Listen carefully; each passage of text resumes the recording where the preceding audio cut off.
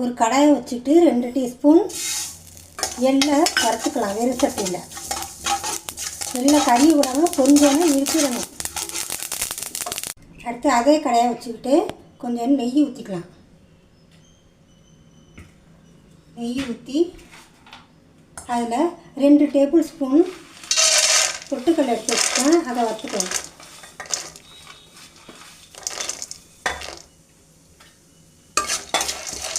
ரெண்டு table spoon கடலை எடுத்து வச்சுருக்கேன், அதையும் சேர்த்து வறுத்துக்கலாம்.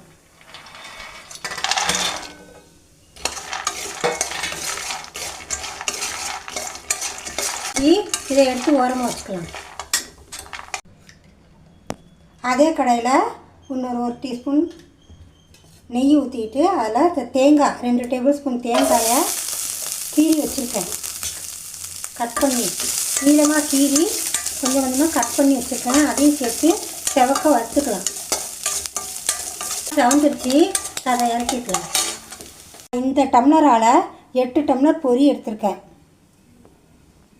8 டம்ளர் பொரிக்கு 2 டம்ளர் வெல்லம் நுணுக்கி வச்சுருக்கேன். 4க்கு 1 அந்த அளவு தான் வெல்லம் எடுத்துக்கணும். கடாயில் வெல்லத்தை சேர்த்துக்கிட்டு அதுக்கு வெல்லம் மூழ்கிற அளவு தண்ணி ஊற்றணும். ஒரு 1/2 டம்ளர் தண்ணி. வெல்லம் கரைஞ்சிருச்சு, இதில் தூசி மண்ணெலாம் இருக்கும், அதனால் வடிகட்டி எடுத்துக்கலாம்.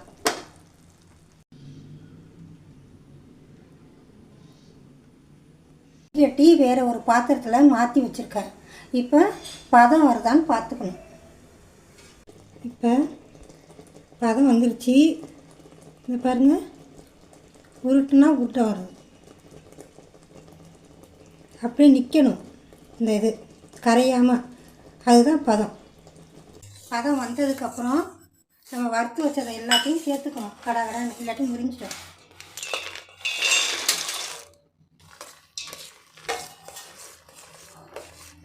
அதோட 1/4 டீஸ்பூன் ஏலக்காய் பொடி,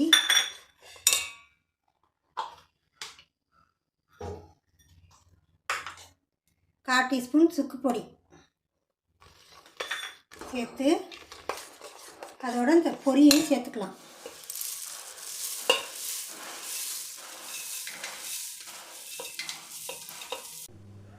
எல்லாத்தையும் ஒன்று சேர கலந்து விட்டதுக்கப்புறம் காய்கறி பொடி ரெடி.